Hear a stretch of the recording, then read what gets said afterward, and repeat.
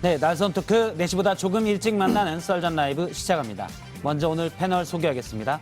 장성철 공론센터 소장, 국민의힘 윤희석 전 대변인, 박원석 전 정의당 의원, 김성회 싱크와이 소장 나왔습니다. 안녕하십니까? 안녕하십니까? 안녕하세요.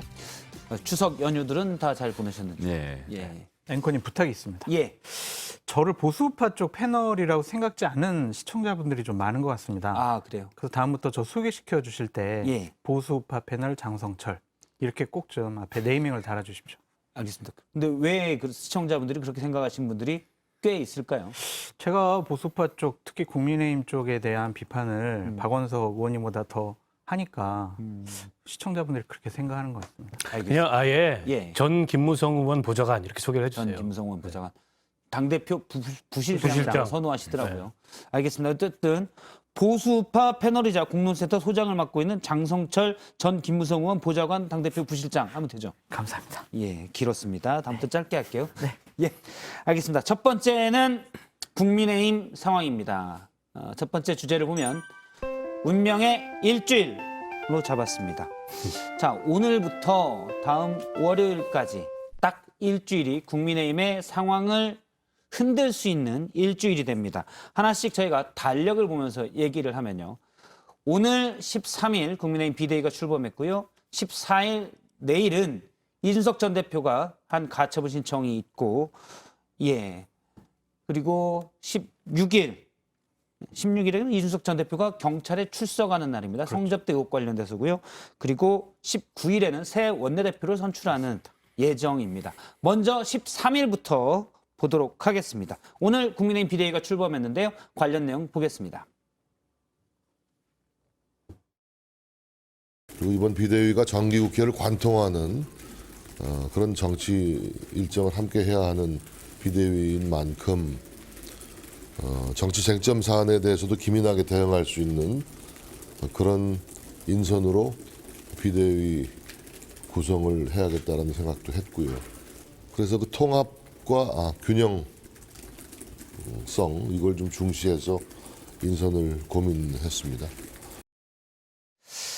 예, 오늘 날짜별로 하나씩 주요 현안들이 있는데 그 현안을 하나씩 짚어보도록 하겠습니다. 먼저 국민의힘 비대위가 오늘 구성을 했습니다. 상임 전국에서 조금 전 의결이 돼서 추인도 됐고요. 정진석 비대위원장은 통합과 균형을 강조했는데요. 예, 국민의힘 비대위 그 9명을 하나씩 보도록 하겠습니다. 보면 정진석 비대위원장이 있고요. 권성동 원내대표는 현재 사퇴를 밝혔지만 후임 임명식까지 당연직으로 일단 참여를 하고요. 성일종 정책위의장 역시 마찬가지입니다. 그리고 김상훈 의원, 정점식 의원, 전주혜 의원, 그리고 김종혁 혁신위 대변인, 김행 전 대변인, 김병민 전 비대위원 등이 포함되어 있습니다. 저희 썰전 라이브 패널 하셨던 분들도 꽤 들어가 있습니다. 저희가 비대위들 뭐랄까요? 낳는 배출하는. 양성. 배출하시죠. 예. 일단 3기 비대위 구성이 어떤지 저희가 판넬에 간단히 정리를 부탁을 드리겠습니다. 판넬 잠깐 보도록 하겠습니다. 예, 저희 FT가 판넬을 가지고 왔는데 여기에 국민의힘 3기 비대위는 네모다. 예, 네모에 현철살인으로 3기 비대위가 어떤지를 규정을 해주시길 부탁을 드리겠습니다. 얘가 3기로 했는데 국민의힘 이름을 바꾼 게 김종인 비대위에서 바꿨고요. 그리고 주호영 비대위, 그다음에 이번이 정진석 비대위 해서 3기 비대위입니다. 짧은 시기지만 여러 비대위가 있었습니다. 예, 먼저 다 똑같아요. 아이씨. 다 똑같습니까? 한쪽부터 들어보시겠습니까? 예. 자, 한쪽 먼저 보수우파 패널 쪽부터 네. 보도록 하겠습니다. 저는 윤석열 캠프의 확장판이 아니냐. 카메라 잘 비치게 반짝 들어주시면. 확장판이 아니냐라는 생각이 듭니다. 정진석 비대위원장은 통합과 균형을 인선의 최우선으로 삼았다라고 했지만 면면을 보면은요 다 윤석열 캠프에 있던 분들이에요. 거의. 그렇기 때문에 이것은 윤석열 대통령에게 충성심을 보여주기 위한 정진석 비대위원장의 고뇌찬 결단, 인선 예. 이렇게 보여집니다. 특히 예. 정정식 의원이 이번에도 들어간 것은 대통령의 뜻과 의지가 좀 반영되는 비대위가 아니냐 그렇게 판단해 볼 수밖에 없습니다. 윤캠의 확장판이다. 그다음에 예. 윤희석 아슬아슬하죠. 아슬아슬하다. 아슬아슬하다는 왜 게 위태위태합니까? 아, 아슬아슬이죠. 예. 법원 결정에 따라서는 비대위가 지속이 안 될 수도 있는 거고요. 그래서 1번 아슬아슬, 두 예. 번째는 존속을 하더라도 본연의 임무라고 할까요? 그걸 완수할 수 있을지 그것도 좀 아슬아슬하다 상황이. 그래서 아슬아슬하다라고 썼는데 불안하죠.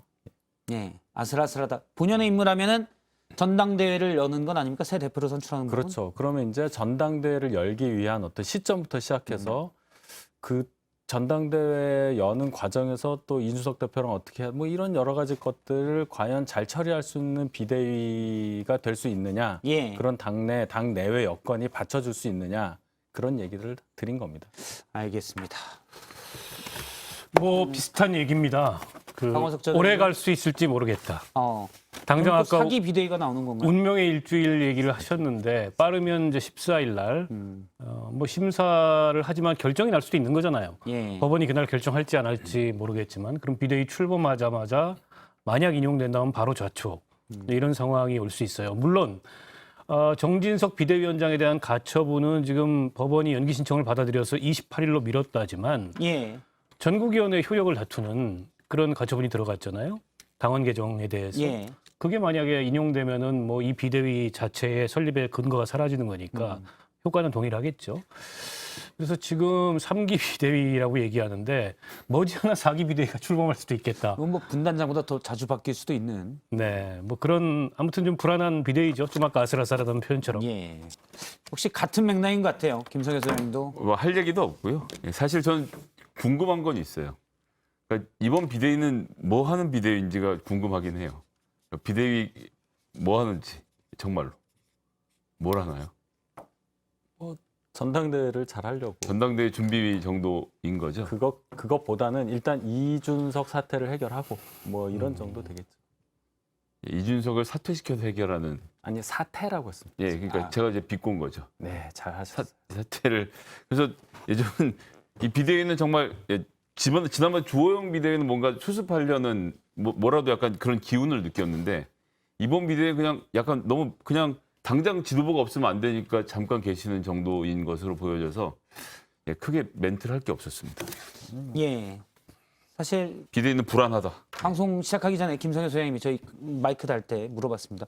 비대위 얘기 대체 언제까지 해야 돼요? 그런데 계속 뉴스가 나오고 있어서 일단은 하고 있다는 점 알려드립니다. 예, 그러면 앞서 저희가 이준석 전 대표의 가처분 신청에 따라서 비대위 자체가 위태로운 건 맞는데 그건 14일 날 이슈에서 저희가 또 달력에서 하루하루 따져보기로 했으니까 그때 좀 따져보고요. 앞서 이제 윤케미 확장판이라고 부분을 좀 보도록 하겠습니다. 그러니까 그림상 보면 앞서 저희 비대위원 구성을 잠깐 보여주시겠습니까? 구성하면 예, 구성을 보면 원래는 전주의 의원 자리에 주기환. 주기환 예, 광주시장이 예전에 후보자. 나갔던 네. 검찰수사관 출신에 그렇죠. 있었죠. 근데 이제 본인이 고사해서 전주의 의원으로 바뀌었고요. 전주의 의원이 뭐 호남 출신이어서 바꿨다. 그렇죠. 이런 얘기가 있더라고요. 광주 예. 출신인가요? 뭐 그렇게 영화? 자료가 광주? 예. 예, 알겠습니다. 네. 다음번에 출마를 그러면 저분은 광주에서 하시게 되겠네요. 국민의힘 후보로. 그건 뭐 저희가 국민의힘 사정이니까 모르겠죠. 아, 네. 출마를 하신대요? 모르겠습니다. 예. 어쨌든 저기에서 정점식 의원은 측근으로 알려져 있고요. 그럼요. 예. 친확 윤케미 확장판이다. 좀 더 설명을 해주시죠. 그 김병민 정정식 의원이 공안부 출신인데 네. 어떻게 특수부의 측근이 됐죠? 글쎄요. 원래 저번에도 황교안 당대표가 처음 되시면서 가장 먼저 그 선발해서 통영의 그 당시 보궐선거에 출마를 시키면서 전 황교안계 그러니까 공안팀에서 어떤 이런 역할이 있는 줄 알았는데 특수부랑 공안은 이렇게 친하진 않지 그 않습니까? 변신의 그래서 노하우는 그 김성현 소장님이 그냥 알아보시면 좋을 것 같습니다. 정정식 의원한테 네. 아니 변신이 아니고 안철수 의원이 그때 최고위원 2명 추천할 때 들어가셨던 분이잖아요. 그러니까 황교안 대표에서 윤석열 대통령으로 변신. 그걸 뭘 복잡하게 추적까지 해요. 크게 보면 검찰이 갔다 뭐 이런 한쪽에 얘기로 보면 끈이 떨어졌으니까 갈아탄 거지. 네. 예. 아니 저는 제 얘기는 이제 갈아태워준 윤석열 대통령의 마음이 궁금하다는 거죠. 원래 본인이야 뭐 그런 의지가 좀 잘 있겠지만. 알고 친하셨다고 하더라고요. 인연이 있었는데 그 제가 예. 기억을 잊어버렸지만. 저도 뭐 예전에 인연이 있다는 네, 걸로는 네. 들은 바가 있습니다. 네. 그런데 그러니까 전주에 지금 예. 비대위원 같은 경우도 지금 선대위 때 또 대변인 역할 하지 않았습니까? 김병민 대변인은 캠프의 대변인 겸 선대위의 대변인 했었고. 수행을 했었죠. 그렇죠. 그리고 뭐 성일종, 그다음에 우리 권성동 의원, 정진석 의원, 또 윤핵관 중에 핵심 분들. 뭐 친구라고도 했었고. 그럼요. 뭐다 그래요. 60년생 동갑이죠. 캠프의 초기부터 참여했던 분들이 있지 않았느냐. 그럼 이 밑에 계시는 네 분, 전주의 김종혁, 김행, 김병민 네 분 다 대변인 출신이시네요. 그러네요. 굉장히 언론 대변인을 활동을 강화할 좋아하시네요. 생각인가 보죠. 김종혁 혁신위 대변인은 원래 선거 때는 처음에 최재형 그렇죠. 그 후보를 계시죠. 밀었었고요. 예. 처음에는 최재형 캠프에 들어갔었다가 나중에 나왔죠. 근데 혁신이니까 네. 또 이제 약간 친유는 아닌 건 아닌가요? 그건 제가 잘 몰라서. 그렇다고도 볼 수 있죠. 예. 결이 조금 다를 수도 있는데 이거는 제가 볼 때는 혁신위가 아직도 지금 존재하고 있잖아요. 그래서 혁신위와의 관계를 고려한 정진석 비대위원장의 임명이 아닐까 이렇게 생각합니다. 예. 알겠습니다. 저희가 비대위 구성에 대해서는 일단 육캠 환짝파이다. 근데 다 동의하십니까? 약간? 뭐 그런 면이 있죠. 그러나 초창기부터 윤석열 캠프에 아주 지근거리에 수행을 했던 윤희석 대변인은 못 가고 아직도 방송에 나오고 있습니다. 그리고 제가 좀 부족해서요. 예. 안 불러주네요. 박혜석 이번에는 예. 혹시 연락 없었어요? 비대위원으로? 아니 뭐 그런 얘기를 여기서 뭐 꼭 할 필요 뭔가 없는 있었던 거. 그런 거는 그럼 썰전 나이트에서 해주실 건가요? 제가 보기에 왔어도 고사했을 겁니다. 왜냐하면 아슬아슬하다고 본인이 표현했잖아요. 아니 그러니까 이 논의는 사실 내일 모레 해야 돼요. 아, 그러니까 그래요? 내일 어떻게 될지 모르니까 뭘 물어볼 의욕도 안 생겨요. 그래서 지금은. 저희가 예. 바로 그러면 내일 이슈를 먼저 짚어보도록 하겠습니다. 내일 법원에서 가처분 신청 신문이 있습니다. 운명의 일주일, 바로 내일 이준석 전 대표가 제기한 추가 가처분 신청에 대한 신문이 있는데, 예, 먼저 여기에서 정진석 위원장은 법원을 향해서 이 가처분 신청 관련해서 언급을 했습니다. 잠깐 이 얘기부터 듣겠습니다. 법원은 정당 안에서 자체적으로 자율적으로 내린 결정에 대해서는 과도한 개입을 하지 않는 것이 바람직하다고 생각합니다. 이런 사법자재의 선을 넘고 지켜주지 못할 경우에 매우 우려스러운 일들이 발생합니다. 내일 심리에 당당하게 임할 것이고 그동안 법원이 우려했던 소위 말해서 비상 상황에 대한 또 최고위의 기능 상실 부분의 모호성이 완전히 해소됐다라고 저희들은 보기 때문에 기각 판단을 자신하고 있습니다. 윤희석 대변인 이 부분은 잘 아시니까 제가 좀 먼저 물어보고 예, 시작하면 안 되나요? 그 자유롭게 얘기하는 예, 거니까 예. 물어보십시오. 정말 이건 정말 궁금해서 물어보는 건데 어떤 뭐 한 게 아니라 그러니까 비상 상황이라는 게 최고위원들이 많이 사퇴해서 생긴 거다 이거 아닙니까? 근데 그게 당헌 헌법에 없었다라는 지적을 1차 때 받은 거 가처분 신청 때 받은 거고 그래서 그래? 그러면 그때께 비상 상황이라고 우리가 당헌을 바꾸겠어. 당헌을 바꿔서 판사 앞에 가면 판사가 이 당헌은 언제 바꿨나요? 예, 비상 상황이 생긴 다음에 바꿨습니다. 그럼 비상 상황이 생겼을 땐 이 당헌이었나요? 아니었죠. 그런데 옛날 일을 어떻게 나중에 바꾼 당헌으로 규정을 할 수 있나요? 그런 게 가능한가요? 라고 물어봤을 때 국민의힘은 뭐라고 답변을 하실 이제 계획인가요? 소급 적용 말씀하시는 건데 저도 그 부분이 좀 많이 걸려요. 우리가 소급 적용 안 된다는 거는 웬만한 상식이 있으면 다 이해하는 부분인데 법원에서 특히 같은 판사가 이 가처분에 대해서 판단을 하는데 그 논리를 받아들여 줄 거냐 그 여부에 대해서는 저도 의문인 건 사실입니다. 근데 너무 지금 그 확신에 차서 국민의힘의 일부 율사들이 뭐 유성범 의원이 그런 판단을 하셨다는 말씀 들었는 보도를 통해서 봤는데 이런 확신이 생기고 사람들이 거기에 대해서 이의 제기를 하지 않는. 그러니까 지금 윤희석 대변인님은 말씀 중에 이거는 안 될 수 있다는 말씀하신 것도 사실 좀 놀라운데 왜냐하면 의원들은 다 이렇게 될 거라고 생각을 굳게 하고 있어서 제가 곤란하게 하려고 질문 드리는 거 아니고 정말 일단 곤란하게는 안 하려는데 곤란해졌지만 예. 답변을 좀 해주시죠. 아주 곤란해졌어요. 그러니까 제가 법률 전문가가 아니니까 확정적으로 저도 말씀을 드릴 수는 없는데 그런 우려가 있는 건 사실인데 아마도 당에서 분석하기로는 요번에는 많이 다르다 상황이 그렇게 인식하신 걸로 저도 들었고 이런 거죠. 이준석 대표가 대표직을 박탈당하는 거에 대한 이익, 그 손해, 회복할 수 없는 손해에 대해서 판단하는 거잖아요. 첫 번째 결정문이요. 예, 그 부분에 대해서 지금 생각을 하는 것 같아요. 그러니까 우리는 그냥 비대위가 비상 상황이 아니니까 비대위가 들어오면 안 되고 이렇게 생각하지만 결국은 법원이 판단하는 거는 이준석 대표에게 회복할 수 없는 피해가 있느냐 없느냐를 가지고 얘기하는 거잖아요. 그 부분에 대해서는 좀 복잡하니까 뭐 법률 전문가들께서 그렇게 판단하신 거를 일단 믿고 기다려야 되겠죠. 근데 정진석 비대위원장의 저런 말씀은 잘 이해가 안 되는 게 그 이준석 대표가 가처분을 잇따라 제기한 거에 대해서 이제 뭐 선을 넘었다, 돌아오지 못할 강을 건넜다라고 평가를 하고 법원한테는 정당의 자율적 의사결정 영역이기 때문에 넘어오지 마, 이른바 이제 사법적 자제를 촉구하는 저 자체가 사실은 법원 판단에 대해서 좀 부당하게 어떻게 보면 상권 분립의 원칙을 넘어서서 개입하려고 하는 예. 그런 의도를 드러내는 거라고 보고, 국민의힘이 정치를 했다면, 명실상부하게 정당 정치답게 정치를 했다면 법원이 저기에 간섭할 일도 없죠. 근데 지금 국민의힘의 거듭된 비상 상황, 뭐 당원 개정, 전국위원회 소집, 이 일련의 과정을 정치라고 볼 수 있냐 과연? 그러면 과연 이 법원으로 계속해서 문제를 가져가는 게 이준석만이냐? 저는 최종적 행위자가 이준석이긴 하지만 예. 아니 그렇게 집단 린치를 가해가지고 당대표직도 박탈하고 당에서 쫓아내려고 하는데 수단 방법 안 그릴 수밖에 없는 거잖아요. 상대방은. 근데 그런 상황을 누가 만들고 있습니까? 이 국민의힘과 저 비대위가 만들고 있는 거예요. 윤핵관들이 만들고 있고.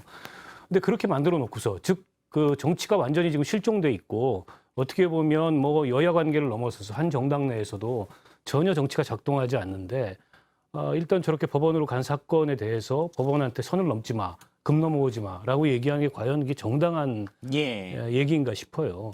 사실은 이 당의 중진들이 얘기를 했잖아요. 이런 방식으로 해결하지 말고 정치적 해법을 찾아야 된다. 근데 한사코 정치적 해법을 외면하고 또 다시 사건을 법원으로 가져가도록 한 원인 제공은 지금 비대위가 한 거예요. 저는 김성애 소장에게 좀 유감인 게 예. 그 당원 당규 적용을 소급 적용한다라는 이 기본적인 일반적인 상식, 이건 안 된다라는 상식에 대해서 잘 모르고 질문을 하는 김성애 소장에 대해서 패널 출연 정지 가처분 신청이나 예. 썰전 라이브 우리 예. 출연 정지 가처분 신청을 하고 싶을 정도입니다. 언론의 자유를 보장하기 위해서 사법부의 개입 대신 PD가 결정할 겁니다. PD가 그런 거 결정합니다. 걱정 안 하셔도 됩니다. 근데 이렇게 상식적이고 합리적이고 이성적인 판단을 해야 된다라고 저는 계속 국민의힘 의원들에게 얘기를 하고 있거든요. 예. 헌법 8조에 의하면요, 정당은 헌법기관이에요. 그 헌법기관은요, 당연히 설립은 자유지만 목적, 활동, 조직은 민주적이어야 된다라는 헌법 규정이 있습니다. 지금 국민의힘에서 벌어지는 여러 가지 모습들은 결코 민주적이 아니고 자율적으로 내린 결정에 대한 과도한 법원의 개입이 아니다라고 볼 수밖에 없어요. 예. 자율적으로 결정해야죠. 전제 조건은 민주적으로 해야 된다. 그 큰 원칙을 지금 국민의힘에 있는 윤핵관들, 지도층들이 지금 훼손하고 있다라고 볼 수밖에 없습니다. 그거를 지금 여기 계신 분들은 다 1차 가처분 신청의 법원 결정문이 타당하다라는 입장에서 그럼요. 말씀을 하시는데, 그래서 지금 비대위도 위태위태하다라는 게 이제 여기 계신 네 분의 공통된 의견으로 보이는데, 지금 정진석 비대위원장 얘기를 들어봐도 기각 판단을 자신하고 있다라고 했어요. 저는 1차 결정문의 취지에 동의하지 않아요. 아, 동의하지 않고. 왜냐하면 절차적 하자 같은 것을 이유로 해서 판단을 해야 하는 사건임에도 불구하고 실체적인 얘기를 했잖아요. 본안 판단에 준하는 예. 판단을 결정문에 넣었단 말이죠. 그 부분에 대해서는 전 동의하지 않아요. 알겠습니다. 절차적 하자라는 건 그런 부분이죠. 예를 들어서 최고위원이 사퇴라고 밝힌 최고위원이 이 의결에 참여했다는 부분, 이런 부분들을 근데 얘기하시죠. 그 부분에 대해서는 근데 크게 당원의 어떤 권리를 침해하지 않았다고 들어와 있어요. 그 설명이 돼 있단 말이에요, 결정문에. 그리고 이제 다른 이유들을 막 대면서 실체적으로 비대위 출범이 이건 민주적이지 않다라고 지적을 한 그 부분이 과연 가처분에 해당되는 결정에 들어갈 만한 거냐. 이거는 본안 판단인데 저는 그 부분에 대해서는 그래서 동의할 수 없다. 이렇게 말씀드립니다. 어쨌든 근데 많은 분들의 의견이 그런데 계속 앞서 말하는 유상범 의원 등 이렇게 얘기하는 거는, 일단 제가 뭐 이렇게 회사 같은 데도 그런 거 있지 않습니까? 위에서 이렇게 방향 정하면 반대되는 얘기하기 어려운 그런 상황인 건지, 아니면 정말로 맞다고 보는 건지. 저는 이제 그러니까 여기 나오시는 패널들도 그렇고 당이랑 하는 얘기 온도 차이가 많이 나는 걸 이렇게 지역적으로 가만히 보면요.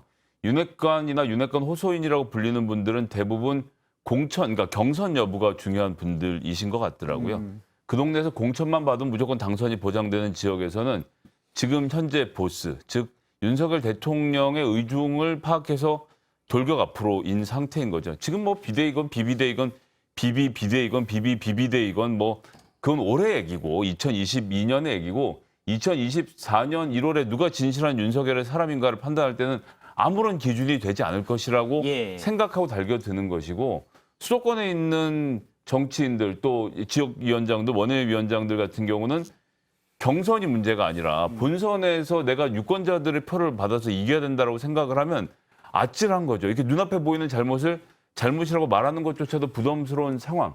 그래서 지금 윤희석 위원장께서도 말씀하실 때 좀 여러 가지로 납득이 안 된다라는 말을 듣고 있는 청취자들 때문에 할 수밖에 없는 이런 상황이라서 그러니까 윤핵관은 대통령 눈치 보고 그리고 진짜 바른 말씀하시는 분들은 유권자 눈치를 보고 있으니 유권자들이 누굴 선택할지는 자명한 거 아니겠습니까? 예. 윤희석 전 대변인 약간 부담스럽겠지만 저희 대표적으로 김근식 교수님, 통팔병의 김근식 교수님이 아니 당에서도 이 생각이 상황에 대해서 그 결정문의 취지에 맞춰서 한 거 아닙니까? 물론 유감스러운 부분이 있지만 예. 법원의 판정에 그 판단에 맞춰서 당원도 바꾸고 여러 가지 장치들을 해서 다시 비대위를 출범시킨 입장이고 결론은 법원의 결정에 따르는 거예요. 일단 내일 가처분 신청해서 신문, 결론은 내일 나올지 어쩔지 모릅니다. 내일 신문이 예정되는데 여기서 하는 거는 일단 국민의힘이 제기했던 이의 신청 부분, 1차 가처분 신청 결과에 대한 이의 신청 부분도 있고요. 그리고 비상 상황을 새롭게 규정한 최고위원 5명 중 4명이 사퇴했을 때 그게 지난 5일 전국위 상황인데 그 전국위도 효력 정지를 신청하는데 이 부분도 보고요.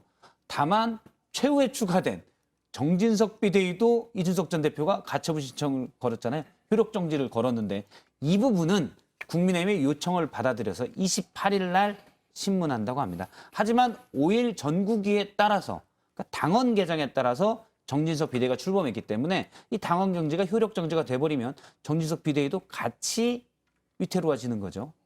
저 그렇게 봐야 되겠죠. 황모 판사가 왜 자꾸 재판을 하느냐 이런 얘기 나경원 전 의원이 하시던데 정말 다시 한번 말씀드리자면 남부지방법원의 수석 부장판사는 이 황 판사 한 사람밖에 안 계시고 이분이 가처분 신청 계속 할 거라서요. 예. 제가 법적으로 무죄해도 내일 어떻게 결론이 나올지는 짐작을 해볼 수는 있습니다. 가처분 인용 그리고 옆에다 뭐라고 쓰냐면 전편 참조 이렇게 4글자만 적으면 무슨 다른 내용이 필요한가 싶어요. 일단 지난번과 비슷한 상황이다라는 말씀. 아니, 그래서 달라진 게 하나도 없지 않습니까? 저는 국민의힘 상황을 지난 한 2달여 이런 상황이 계속되고 있잖아요. 근데 우리가 조금만 생각해 보면 왜 이렇게 똑같은 상황이 계속 반복될까? 이게 안 끝나요. 거의 네버엔딩 스토리 비슷하게 가는데 이 답을 정해놔서 그래요.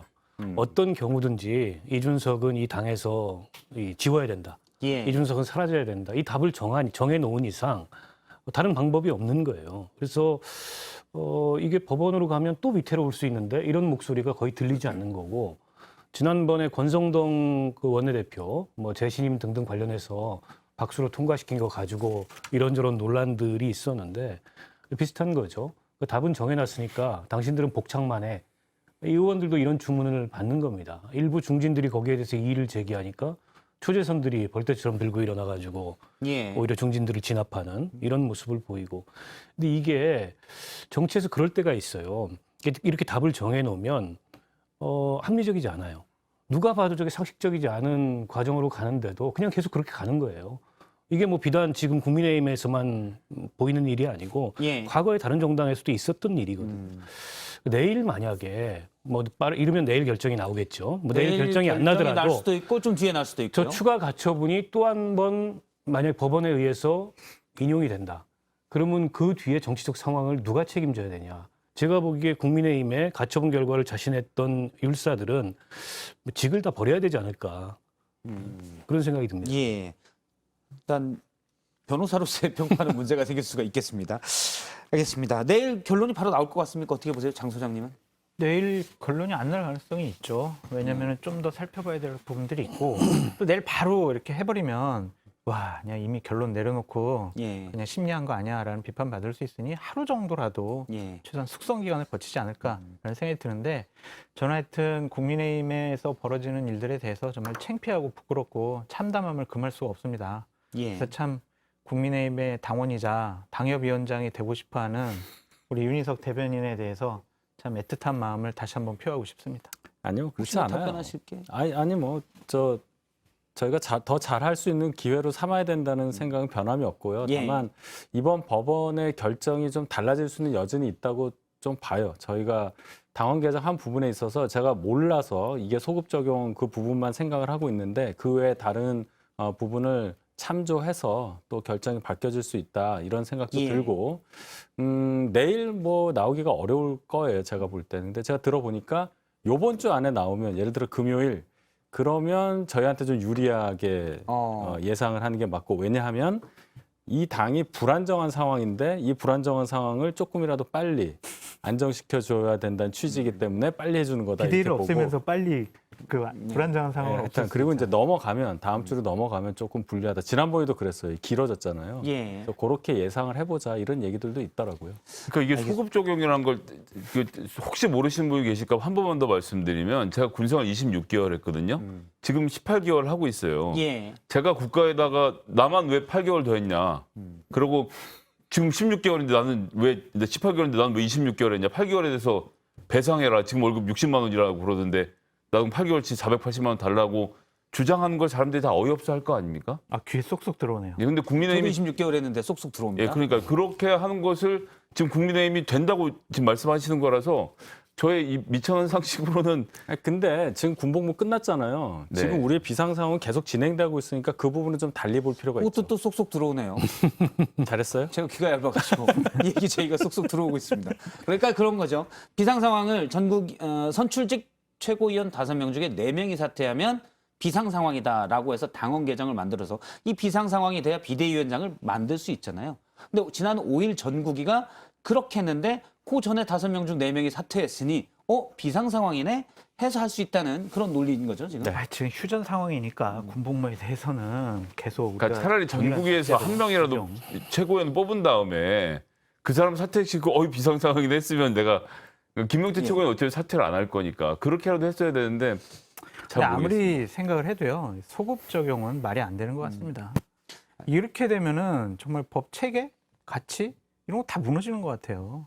이런 일을 왜 집권 여당에서 합니까? 아니, 현재 진행형이라고 말씀드렸잖아요. 그 시점 이준석 대표 그 처음에 징계받고 그 시점까지 가면 소급 적용이 맞는데 제가 말씀드린 거는 현재 상황도 비상 상황에 준한다 이 얘기예요. 기준을 바꿔가지고 지금 저는 아무리 아무나 봐도 그 전에 비대위원장은 개념치 말고 신경 쓰지 그래서 말고 새 주요 비대위가 문제는 들어온 빼고. 거잖아요. 예, 그래서 새롭게 지금 비상 상황을 논의하려고 했는데 마침 비상 상황이네 해서 됐다는 말씀이신 거죠. 그렇죠. 제 표현이 좀 그럴 수 있는데 어쨌든 그런 맥락이신 마침. 거죠. 제가 위원장님께 드리는 말씀은 아닌데 이건 지금 윤핵관 호소인들이 비상 상황 호소인이 된 상황이 아닌가. 예.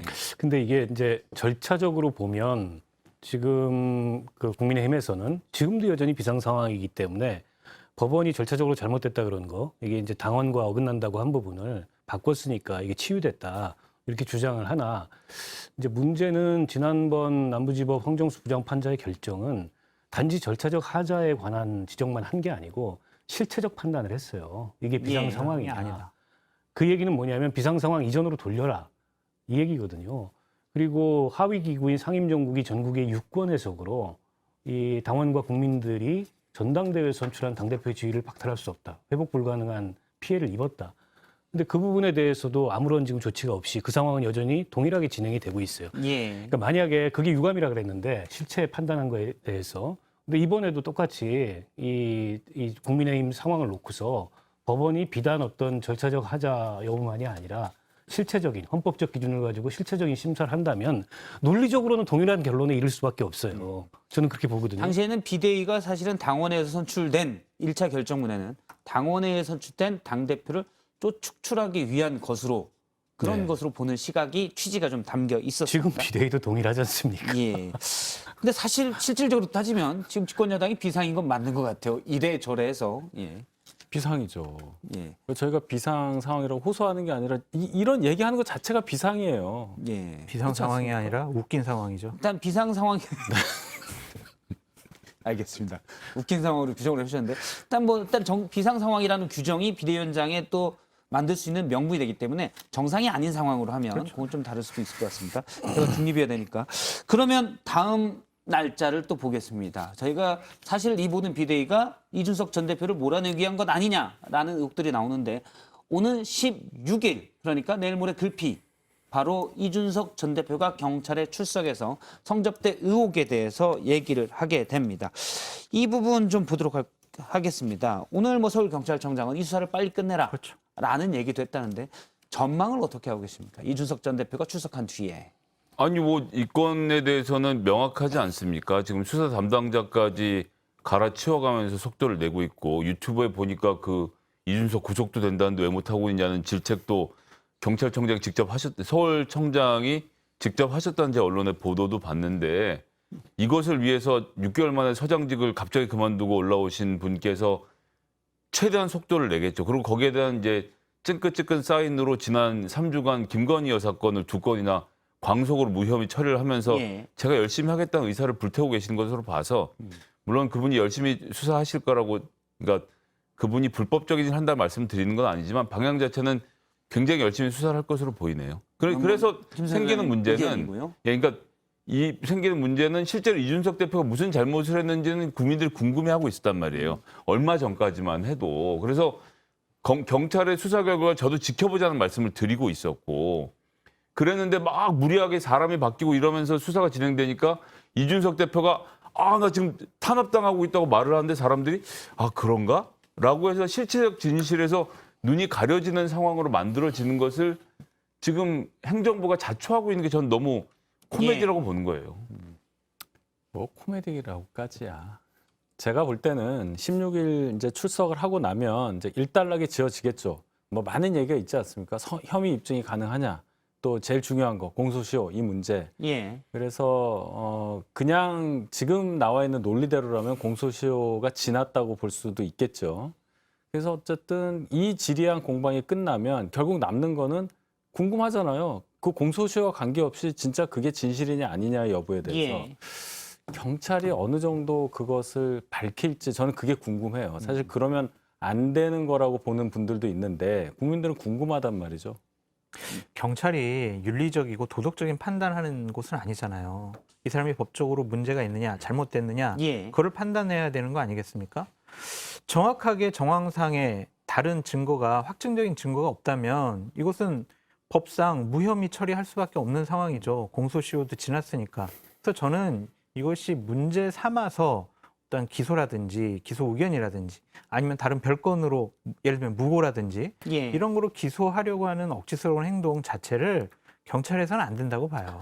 그러니까 지금 공소시효가 논란이 되는 건 두 가지입니다. 그 성접대, 공소시효 5년이잖아요. 그건 대체적으로 있었다 하더라도 공소시효가 다 완성이 됐다는 게 대체적 시각이고 또 하나는 이제 알선수재죄. 이게 이제 7년인데 그 공소시효가 9월 말이라는 거예요. 그러나 이제 추석 때 선물을 줬던 네. 예. 무고- 2015년 추석 때 선물을 줬다는 거죠. 무고죄로 이른바 이제 가로세로 연구소를 이준석 대표가 고발했는데 그게 무고다. 허위에 의한 고발이다. 그러니까 이건 뭐하고 연결됐냐면 실제 성접대가 있었냐 없었냐하고 연결이 돼요. 그래서 이거는 공소시효가 아직 멀었기 때문에 계속 수사를 할 여지가 있고 또 하나가 이제 증거인멸 교사. 예. 이것도 이제 계속 수사 여지가 있는 거죠. 그래서 저는 당장 9월 16일 날 이준석 대표 경찰 출석한다 하더라도 바로 수사 결론이 나올 것 같지 않아요. 조금 장기화될 가능성이 있다. 왜냐하면 경찰이 지금 뚜렷한 뭐 물증이나 이런 거를 아직 확보한 상태가 아니고 김철근 그 정무실장에 대해서 압수수색 영장을 신청했는데 아직 참고인이거든요. 김철근 그 정무실장이 그게 기각이 됐어요. 그럴 필요성이 없다고 법원에서 휴대전화 압수수색에 대해서 영장을 안 내줬고. 예. 그래서 그거는 수사가 조금 장기화될 가능성이 있어서 뭐 국민의힘의 이른바 윤핵관들이 바라는 대로 바로 그냥 일도양단식으로 수사 결론이 나가지고 예. 이준석이 기소되거나 그러지 않을 가능성이 있고 상당히 제가 보기에는 이게 장기화되고 늘어질 가능성도 있다고 봐요. 일단 이번 한 주는 아니지만 오는 28일 날 국민의힘 윤리위가 예정이 되어 있습니다. 김성현 소장님이 가끔 틈나면 윤리의 쓴맛을 봐야 된다라고 얘기했던 그 윤리위가 있는데 여기에서 이제 이준석 전 대표가 추가 징계가 될 수도 있는 그날 결정은 되진 않지만 왜냐하면 이전에 윤리위원장이 얘기한 바가 있습니다. 당에 해를 끼치는 언행 이런 부분도 징계가 가능하다라고 했는데 이준석 전 대표가 11일 페이스북에 한 여론조사를 올렸습니다. SBS가 의뢰해 넥스트 리서치가 조사 여론조사 결과인데요. 국민의힘 집권여당의 지지율 위기 책임이 누가 있냐라는 거에 대해서 이 여론조사는 윤석열 대통령이 제일 많고 윤핵관 2번째, 이준석 전 대표가 3번째, 뭐 김건희 여사가 4번째인데요. 이 여론조사를 올리고 위에 저희 보면 좌측 상단에 투 윤리위 윤리위에게라고 돼 있습니다. 누가 책임내지 봐라. 뭐 이런 뜻인데요. 이 부분은 어떻게 보시나요? 그러니까 이것도 한 말씀만 드리면 예. 제가 정말 납득하기 어려운 부분이 이 부분인데, 그러니까 전략적으로 생각해 봤을 때 이준석 대표에 대한 윤리위의 징계만이 유일하게 독립적으로 움직일 수 있는 부분이었고 이번 당대표를 잘라내는데 정당성을 부여할 수 있는 방법이었는데 의총이 왜 결의를 해서, 물론 의총할 권한이 있죠. 권한이 있지만 이 사람 당대표잖아요. 그리고 법원은 지금 당원들이 뽑은 당대표를 몇몇 조직이 흔들어서 안 된다는 입장을 분명히 밝혔는데 의총이 윤리위가 이걸 좀 징계해야 되는 거 아니냐고 공을 던지는 것까지는 굉장히 이상한 일이지만 또 그 안에서 제가 열심히 하고 있습니다 이런 걸 보여주고 싶은 의원들이 돌아다녀서 그런 얘기 나왔다고까지는 하겠는데 전 윤리가 이걸 왜 받았는지를 모르겠어요. 그러니까 고발이 들어오면 우리가 판단할 문제지 의총에서 우리한테 이래라 저래라 하지 말아라고 그걸 쳐내놨어야 독립적인 그렇죠. 기관으로서. 그러면 독립적인 기관으로 표시가 돼서 이준석 대표가 이 문제를 다시 법원으로 가져가도록 윤리가 우린 독자적으로 판단했다는 얘기를 할 텐데 어서 없이 하고 그걸 받았잖아요. 아유 그럼 저희가 한번 징계를 논의해보겠습니다라고 말하는 것. 그러니까 제 눈에는 밖에서 보기에는 그 스파이크를 때린 의총도 윤석열 대통령님 제가 한번 멋지게 때렸습니다 하는 거고 그것을 잘 받은 윤리도 대통령님 제가 잘 받고 있습니다라고 보여주는 그림을 만들어서 이 정당이 독립적으로 뭔가를 하고 있는 게 아니라 모두가 대통령을 쳐다보면서 하고 있는 그림을 만들어 버려서 윤리가 징계하는 것이 법원에 또 가져가면 이준석 대표가 예. 어떤 판단을 받을지 모르는 상태가 된 것 아닌가. 아니에요. 그 보여주죠. 윤리위의 그 입장 표문을 잘 보면 처음에 저도 약간 갸웃했던 게 뭐냐면 처음에 보면은 의총의 결정을 존중한다라고 돼 있고 두 번째 보면은 이러저러한 얘기들이 나오는 거 바람직하지 않다라고 해요. 그러니까 예. 지금 말씀하신 것처럼 스파이크 때려갖고 리시브하고 그런 관계에 있는 윤리는 아니다. 그건 아니고 윤리에서는 의총에서 얘기한 거 잘 알아들었다 이렇게 얘기한 거고 자기 나름대로 판단하겠다는 거예요. 예. 잘 읽어보세요. 진짜 제가- 그래요. 제가 보기엔 짜고 치는 것 같은데. 누구랑 하여튼, 누가 짜요? 네? 누구랑 누가? 윤핵관과 윤리위 짜고 치는 것 아, 같다라고 윤씨들끼리. 좀 보여진다라는 일각의 의견을 윤석 윤희석까지 대변인이 오늘 또 했습니다. 1대 3에 예. 그 패널 바꿔드릴까요? 부수포 패널 다른 분으로? 아니요, 괜찮아요. 김우식 아까- 교수님도 계십니다. 별 도움이 안 돼요. 예. 아까 여론조사를 보면은요, 이게 약간 수치를 분류하는 데 있어서 착오가 있는 것 같아요. 예를 들면은 국민 대상으로 지지율 위기의 책임이 누구냐라고 했을 때 윤석열 대통령 25, 그다음에 예. 이준석 대표 16 뭐 이렇게 나왔잖아요. 근데 윤석열 대통령, 윤핵관, 김건희 여사, 대통령실 다 한 몸으로 봐야죠, 이거는. 안 그래요? 예. 그거랑 이제 이준석 대표 따로 보면은 지금 윤석열 대통령을 둘러싼 윤핵관들의 책임이 65%가 넘어요. 그리고 이준석 대표 그러네요. 책임은 16%로 나오는 거고 국민의힘 지지층에 봐도 마찬가지예요. 저희가 국민의힘 지지층에 앞서 지지율 위기의 책임은 어디에 있냐라는 네. 거. 국민의힘 지지층만 놓고 본 거를 따로 준비했습니다. 지금 그래프에 나오고 있습니다. 네, 이준석 대표 38.7이지만 나머지 4개를 합치면 44%가 넘어요. 그러니까 국민의힘의 지지층에서도 윤핵관들의 책임이 이준석 대표보다 더 크다라고 인식을 하고 있는 거예요. 저 여론조사를 보면 나머지 그러니까 이준석 전 대표를 제외한 나머지 22, 내 11, 부문이 7, 3. 사실은 같은 편 아니냐. 같은 편이죠, 이게. 그렇죠. 네. 그러니까 예를 들어서 윤석열 대통령의 책임은 아니고 김건희 여사의 책임이다. 이렇게 얘기하는 것도 그렇죠. 맞지 않기 그래서 때문에 사실은 어쨌든 분류가 잘못됐다는 흐름으로 말씀이시네요. 보면은 일반 국민이나 국민의힘 지지층이나 윤핵관들의 잘못이 이번 사태의 주요한 원인이다라고 판단하고 있는 것은 이 수치로도 보여진다. 아니죠. 이건 그 질문이 아니잖아요. 이거는 윤 대통령 지지율이 왜 떨어졌냐는 얘기를 하는 거고 이준석 사태의 책임이 예. 누구에게 있느냐는 질문은 아니에요. 아이고 여권의 지지율 위기가 지금 이준석 아니 사태 전혀 지지율은 다른 뭐예요? 얘기죠. 아니 전혀 다르죠. 그거 그렇게 하나만 또 있는 게 아니니까. 그러네요. 아니 여권 지지율이 지금 아니 이준석 사태랑 예를 들어 내각 대통령실이 무슨 관계가 있어요? 그렇게 이제 인식하고 있다는 아니 게 그 얘기가 수치로 그러니까 나타나는 질문이 전혀 다른 거예요. 이거는. 지지율 위기의 책임이 어디 있냐라고 물었기 때문에 그거는 뭐 윤석열 대통령이 그렇게 따지면 윤 대통령과 김건희 여사가 다른 책임을 가져올 수도 있다는 말씀이시죠? 예. 그러니까 지금 장 소장님 얘기는 그거잖아요. 이준석 사태의 책임이 이준석 전반적으로 가장 큰 책임이 아니 있으니까. 그렇게 퉁치면 안 돼요. 이거 퉁치고 전혀 넘어가야 다른 되는데. 얘기잖아요. 네. 전혀 다른 얘기예요. 질문이 다르고 그 말이 전혀 맞잖아요. 다른 얘기는 아니고 어느 정도 다른 얘기다. 다른 질문을 넣어서 이준석 전 대표 징계와 관련한 위기의 책임은 누구에게 있습니까? 물어봤을 때 이렇게 나왔냐? 그러면 답이 내각 대통령실이 나올 수가 없잖아요.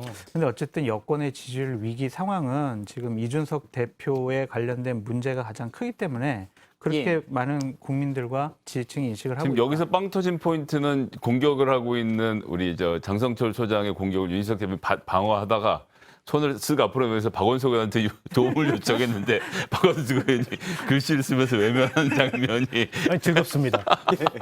즐거워요. 예. 아니 이게 맞죠 이게. 지금 뭐 윤석 전 대변인님 아니, 말씀 굉장히 건강한 논쟁인 것 같아요. 논쟁이죠. 네. 예. 저는 좋아합니다, 이런 논쟁을. 윤석 전 대변인이 계속 데시벨이 좀 낮았다가 그러니까 그때 그렇게 그냥 60데시벨로 편협하게 보면 안 된다 이 말이에요. 아니, 지금 무슨 말씀인지는 아는데 이 위기를 아직 인식 못하고 있는 거 아닙니까 지금? 아니, 인식하고 윤석 있으니까 대변인도. 제가 이러죠. 인식하고 있는데 질문과 답변에 대한 이 도표를 가지고 하는 해석은 그렇게 뭉뚱그려서 뭐 어쨌든이라든지 뭐 이런 단어로 써서 할 계제가 아니다. 이 말씀을 드립니다. 이준석 전 대표 어쨌든 국민의힘 지지층에서는 국민의힘 위기의 가장 진원지라고 보고 있고 그럼요. 일반 국민들 전체 다 그러니까 국민의힘 지지층, 뭐 민주당 지지층, 지정당 없음 다에서는 지지율이 낮은 책임은 윤 대통령의 책임이다라고 지금 보고 있는 현실입니다. 이 와중에 이준석 전 대표가 포항에서 수해 복구 봉사활동을 했습니다. 해병대 분들과 같이 저렇게 수해를 입은 포항 지역에서 동참을 했는데요. 예, 직접 리어카를 끌기도 했고요. 예, 짐을 나르는 모습들이 지역 언론에 잡혔습니다. 김병욱 의원이 정말 우연히 만났다라고 하면서 본인 페이스북에 올렸는데요. 포항이 꽤 크지 않습니까? 지금 큰 걸로 알고 있는데. 아니, 우연히를 너무 강조하다 보니까 우연이 아닌 것 같아요. 그죠? 페이스북을 보니까 우연히를 2번이나 썼더라고. 예. 어쨌든 이준석 대표가 그 추석 명절 연휴에 앞서서 일종의 메시지를 저 수해복구를 통해서 드러낸 거고 서울을 올라오지 않을까 싶어요. 예. 연휴가 끝났고 이제 가처분 내일 출석한다는 거 아닙니까?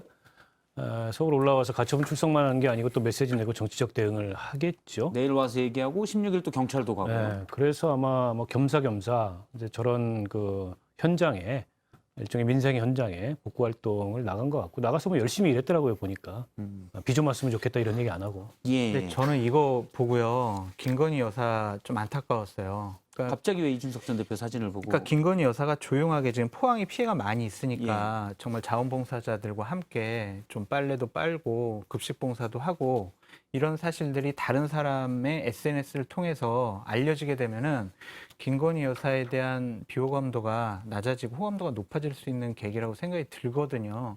그러니까 이렇게 어렵고 힘든 부분에 찾아가서 봉사활동하는 게 대통령 부인으로서 상당히 중요한 역할이라고 보여졌는데 이런 부분이 안 나타나서 좀 안타까웠습니다. 뭐 어떤 기획일 수는 있지만 어쨌든 필요한 일인데 그럼요. 대통령실이 보좌진이 일을 못한다라고 보시는 거예요. 어렵고 힘든 곳에 가셔야죠. 예. 네. 옳은 시인 지적이에요. 예, 그랬으면 뭐 훨씬 좋았겠죠. 이준석 대표도 이런 부분은 저는 높게 평가합니다. 다만 우연히 그거는 좀 내부의 적이 아닌가 싶어요. 전화해서 물어볼까요? 김병욱 의원한테. 전화해 보세요. 예, 예. 왜 그걸 굳이 썼는지. 알겠습니다. 그러면 마지막 19일 것 저희가 짧게 좀 한번 보도록 하겠습니다. 19일 다음 주 월요일이죠. 19일에는 국민의힘이 새 원내대표를 선출할 걸로 알려졌습니다. 누가 됩니까? 혹시 나오는 얘기가 있습니까? 뭐 주영 전 비대위원장이 원내대표를 할 거다라는 얘기도 있고요. 추대식으로. 그러니까 그런 의견도 있고요. 또 뭐 3선, 4선, 5선 많은 분들이 생각보다 많은 분들이 그 출마 의지를 갖고 계시더라고요. 그래서 뭐 원내대표 선거 잘 아시지 않습니까? 예. 반장 선거 형식으로 115명이 모여서 뽑는 거니까 예측하기가 참 어렵죠. 예. 근데 한 가지 말씀드리면은 저는 제가 만약에 원내대표 후보군에 참모라면 이번 원내대표는 출마를 하거나 지명을 받거나 그냥 박수로 선출이 되더라도 하지 마세요 그러겠어요. 왜냐하면 이번 원내대표의 가장 중요한 임무 중에 하나가 민주당이 제기하는 김건희 여사 특검법을 받냐 안 받느냐 예. 이게 가장 중요한 정치적인 화두가 될 수가 있어요. 이거는 받아도 문제고 안 받아도 문제고 상당히 어려운 납덩이 같은 되게 무거운 묵직한 짐이 어깨 위에 있는 거거든요. 이런 정치적인 부담감을 갖는 그런 원내대표 이번에 하지 마시라. 오늘 아침에 한 인터뷰에서는 장성철 소장님이 윤재욱 의원이 다크호스로 뜨고 있다. 네. 이런 얘기를 하셨던데 네. 어떤 뭐 정황이 있습니까? 아니면 그냥 쭉 보니까 그럴 것 같습니까? 아니면 그냥 차평윤 씨라서 죄송합니다. 친윤이 다 생각해보면 윤한홍 의원도 있었죠. 윤재욱 의원도 지금 친윤 핵심이라고 그러고요. 그러니까 윤재욱 의원도 일단 대통령의 신임을 받는 분이고 네. 삼선 의원으로서 정치력이 있다라고 봐야 되겠죠. 그래서 아마 경선을 하게 되면 출마하지 않을까 싶어요. 정치력이 있는 거 맞습니까? 아침 얘기하고 좀 달라진 것 같은데 오후 얘기가. 본인이 하고 싶은 말 하십시오. 근데 저는 이게 또 돌고 돌아 어너더 친윤 원내대표 결과가 그렇게 나온다면 국민의힘은 가망이 없다고 봐요. 예. 그래서 오히려 지금 물론 이제 그 정당의 리더십을 세우는 게 예. 경쟁이 치열하면 치열할수록 좋은 거죠. 그 경쟁이 경쟁력을 만드는 거니까. 근데 지금 같은 상황에서는 국민의힘의 리더십이 어떻게 보면 아주 바닥을 치고 있어요. 이런 상황에서는 더군다나 지금 여소야대 상황에서 정기국회 헤쳐나가야 될 산이 높거든요. 경험이 있는 사람을 추대하는 것도 한 방법이다. 그렇게 되면 뭐 주호영 의원이나 김기현 의원이나 왜냐하면 이게 온전한 임기가 아니잖아요. 예. 권성동 원내대표의 자녀 임기이기 때문에 사실상 이번 정기국회 원포인트 원내대표일 가능성이 크고 그렇죠. 당이 비대위 상황이기 때문에 실질적으로 정기국회 상황을 진두지휘해야 될 사람은 원내대표예요. 근데 아직 그 정치적인 예. 검증이 안 된 뭐 그렇다는 친윤이라는 이유만으로 그런 분들 선출하기 위해서 당내에서도 이게 뭐 막 경쟁이 치열하게 진행되고 이러면 가뜩이나 지금 당 상황이 어려운데 더 어려워지지 않을까 싶습니다. 예. 이게 지금 보니까 제가 지금은 모르겠고 처음에 원이 구성됐을 때 기준으로 해서 국민의힘의 의원들 그 당시 110명 정도 됐던 걸로 기억하는데요. 66.7%가 PK랑 TK였습니다. 정확히 3분의 2를 차지하고 있었는데요. 이 의원들은 당이 개혁되거나 정부가 좋아지는 것이 우선이 아니라 오히려 당의 개혁 바람이 불면 그 개혁의 유탄은 어디가 맞나하면 당선되기 좋은 PK, TK 지역에 예. 개혁적인 인사를 공천하는 것으로 개혁이 이루어지기 때문에 내 자리를 지키기 위해선 지금 이대로가 훨씬 선호하는 상황이라서 TK, PK 의원들이 윤석열 대통령이 흡족해하는 원내대표를 뽑아서 개혁을 크게 하지 않은 상태에서 이대로 그냥 유지되길 바랄 공산이 커서 그런 점에서 원내대표 선거를 통해서 뭔가를 바꾸는 것은 그러니까 개혁적인 바람을 일게 하는 것은 굉장히 예. 어렵지 않겠나 싶습니다. 알겠습니다. 여기까지 저희가 신임 원내대표까지 알아봤고요. 계속해서 강재홍 아나운서의 썰픽으로 우리가 또 눈여겨볼 뉴스들 정리하겠습니다. 네, 썰픽입니다. 첫 번째 픽은요. 폭넓은 지원을 약속. 윤석열 대통령이 추석 연휴 마지막 날인 어제 청와대에서 장애예술인 특별전을 관람했습니다. 대통령실은 윤 대통령이 장애예술인의 문화예술 활동에 대한 폭넓은 지원을 다시 한번 약속했다라고 전했는데요. 앞서 지난 6월 윤 대통령은 발달장애 화가인 김현우 작가를 대통령실을 초청해서 장애인 예술가들의 고충에 대해 들었고요. 7월엔 문체부 장관에게 장애인 작가의 문화활동 지원을 당부한 바 있습니다. 한편 오늘 전국장애인 차별철폐연대는 윤 정부의 장애인 예산 삭감을 성토하며 지하철 탁승 시위를 재개했습니다. 두 번째 보시죠. 이정재 에미상 나무주연상. 오징어 게임의 배우 이정재 씨가 미국 방송계 최고원인 에미상에서 아시아 배우 최초로 나무주연상을 받았습니다. 그러면 다음에 저희가 다음 주제 민주당 얘기를 좀 짚어보도록 하겠습니다. 두 번째 주제를 보면 수사와 특검으로 잡았습니다. 네, 성남FC 후원금 의혹을 수세운 경찰이 오늘 민주당 이재명 대표를 제3자 뇌물 공여 혐의로 기소 의견으로 검찰에 송치했습니다. 사실 어제 이재명 대표가 이런 말을 한 바 있습니다. 잠깐 들어보겠습니다. 그런데 혹시 검찰의 기소와 관련해서는 어떻게 대응하실지 말씀을 나누셨나요? 대표님 혹시 추가 기소 가능성에 대해서는 좀 어떻게 되시나요? 내가 뭘 잘못한 게 또 있답니까? 그 혹시 변호인 선임을 이렇게 선임을 하셨나요? 여기까지 할게요. 수고 잘 지냈어요? 네, 경쟁할 뻔했어요. 예, 그런데 뭐 또 있나요?라고 했는데 오늘 기소 의견으로 경찰이 성남 FC 후원금 의혹을 검찰에 송치했는데요. 일단 이 의혹 간단히 정리하면 이렇습니다. 일단 내용은 두산건설이 원래 가지고 있던 병원 부지를 근린생활시설로 용도 변경을 해달라라고 했는데 이때 이제 성남 FC에 약 50억 원의 후원금을 보냈습니다. 경찰은 이게 제3자 뇌물 공여 혐의다라고 보고 있습니다. 일단 이재명 대표의 사법 리스크가 본격화되는지 어떻게 보십니까? 박원석 의원님부터 말씀을 좀 해주시죠. 본격화되죠. 앞으로도 청구서가 계속 날라올 거고 문제는 당이 나서서 방어하는데 한계가 있을 거예요. 근데 선거법 조금 무리한 수사고 그건 이제 당이 나서서 대응을 한다지만 지금 이번 사건도 그렇고 앞으로 줄줄이 있을 의혹들은 대선 후보도 되기 전의 일이거든요.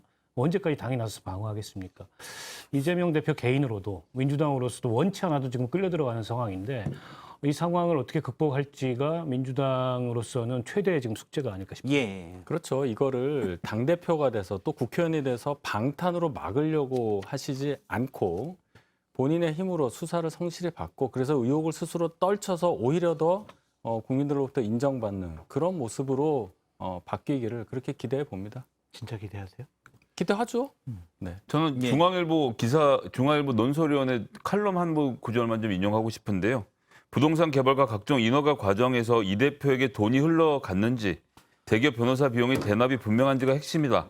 이곳에서 확실한 증거를 확보하지 못한다면 수사를 통한 정의 구현이라는 바람은 성사되기 어렵다라는 구절. 결국 이재명 대표가 돈을 받았느냐 이게 핵심일 것 같다고 생각합니다. 그런데 본인이 직접 돈을 받았느냐라는 부분 맞습니다. 아니면 최소한 두산에서 50억을 뭐 성남 FC라는데 광고를 했던 게 뇌물이라고 한다면 그 돈의 일부라도 이재명 대표 쪽으로 흘러간 자금의 흐름 이게 나오지 않고 성남 FC가 돈을 받았으니까 뇌물이냐라고 말한다면 글쎄 우리나라 특수부 검찰들이 조금 부족하지 않나 싶은 생각이 드네요. 예, 일단 여론은 SBS가 레스트 리서치에 의뢰해 조사한 여론을 보면 일단 법과 원칙에 따른 이재명 대표에 대한 수사가 법과 원칙에 따른 수사가 수사다라는 의견이 50%로 정치보복 수사다라는 42%보다 조금은 더 많았습니다. 오차범위 바깥으로 더 많았고요. 일단 뭐 여론에서는 수사는 돼야 된다라는 부분이고 그다음에 저희가 김건희 특검법에 대한 것도 여론조사가 있는데요. 이 여론에서는 일단 특검법을 발의하는 게 적절하다라는 의견이 부적절하다는 의견보다도 같은 여론조사에서 더 많았습니다. 이 부분은 어떻게 보십니까? 그러니까 국민들이 진영으로 좀 갈라져 있지만 상당히 좀 상황을 정확하게 냉철하게 바라보고 계신다. 그 말씀은 이제 수사도 해야 되고 특검도 해야 된다. 이렇게 보시는 거군요. 그렇죠. 그러니까 그 국민들의 평범한 상식적인 판단에 정치권은 거부하면 안 돼요. 민심을 거부하면 안 된다는 생각이 들고 이재명 당대표나 이 윤석열 대통령실 측에서도 이러한 국민의 여론을 잘 살펴봤으면 좋겠어요. 그래서 무작정 우린 정치보복이야, 탄압이야 이러거나 아니면 김건희 여사 관련해서는 지난 정권에서 탈탈 털었는데 아무것도 안 나왔잖아. 뭘 특검을 해? 이런 식으로 반응한 것보다는 국민들이 원하는 그러한 상황으로 정치권이 결단을 내려야 할 시점이다라고 보여집니다.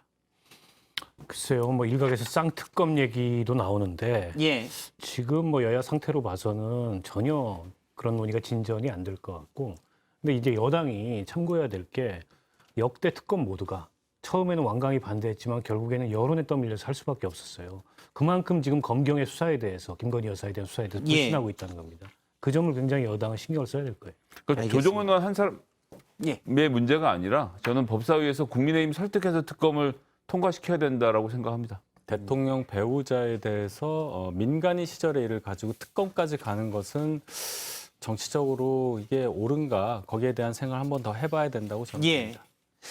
알겠습니다. 저희 여기까지 듣고요. 저희가 영화표 2장을 드리는 댓글을 또 선정해요.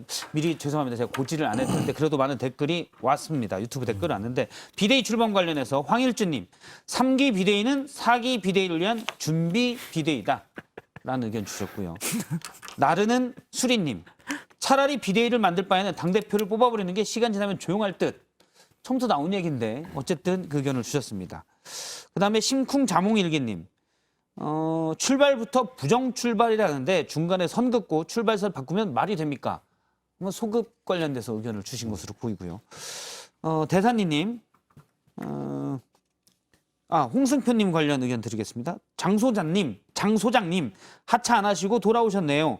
장 소장님 안 나오시면 안 보려고 했어요. 사이다 장이라는 의견 주셨습니다. 하차. 지난주에 하차 얘기하셨잖아요. 네. 그 의견 주셨는데. 감사합니다. 감사하다고 했으니까 지금 2분 일단 드리겠습니다. 저도 웃었잖아요. 드리세요. 크게 안 웃었는데 그래도.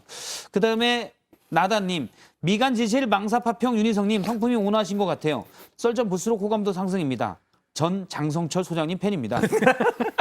그래도 드리세요. 드릴까요? 예, 그럼. 알겠습니다. 그다음에 제 것도 있네요. 박 부장님, 썰전 라이브가 시사 프로예요? 개그 프로예요? 이해 안 가요. 답하고 끝내세요. 꼭꼭꼭. 답하고 끝내겠습니다. 시사 프로입니다. 저희는 전혀 웃기지 않습니다. 네, 오늘 여기까지. 왜 이렇게 웃으세요? 거짓말입니다. 알겠습니다. 오늘 여기까지 얘기 듣겠습니다. 고맙습니다.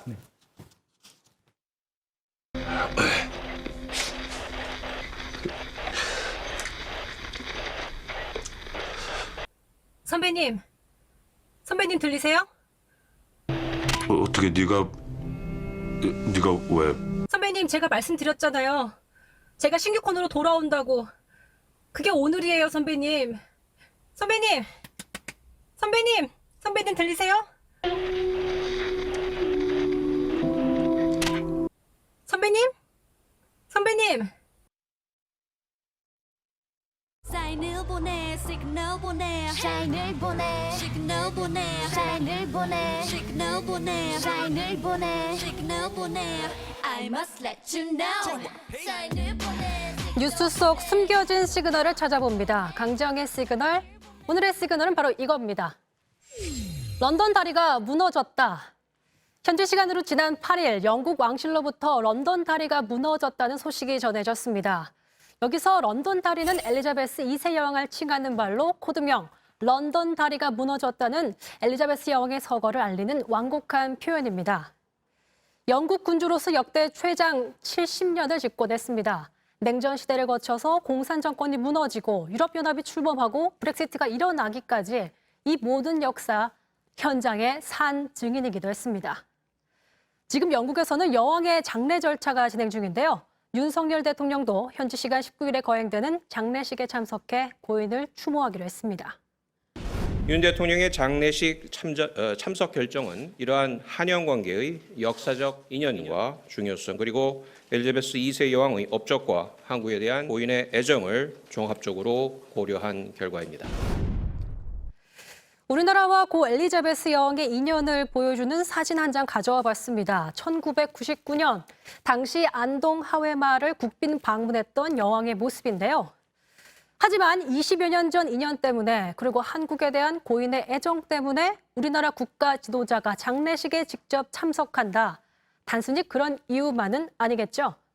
그 이유는 바로 이번 엘리자베스 여왕의 장례식이 세계의 조문 외교가 될 수 있다는 전망이 나오기 때문입니다.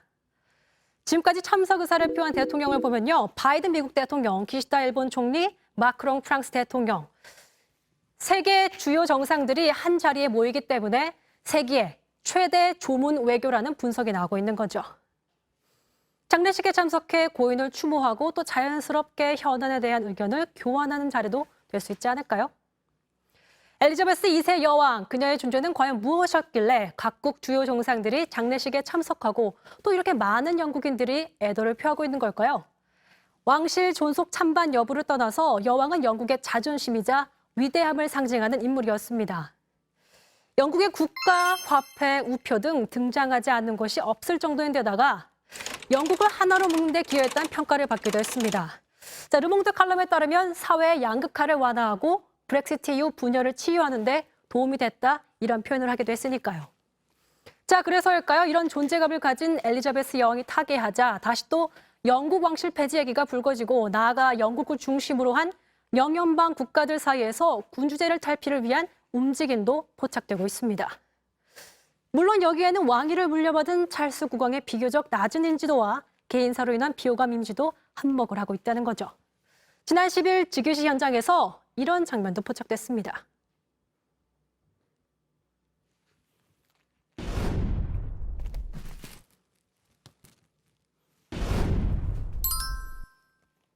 자, 이렇다 보니 영국 엘리자베스 2세 여왕의 서거로 영국은 구심점을 잃을 수 있다는 분석이 나오고 있는 거죠. 런던 다리는 무너지고 이제 막 개막된 찰스 3세 시대. 새로운 왕과 함께 영국은 앞으로도 굳건할 수 있을까요? 지금까지 강지영의 시그널이었습니다.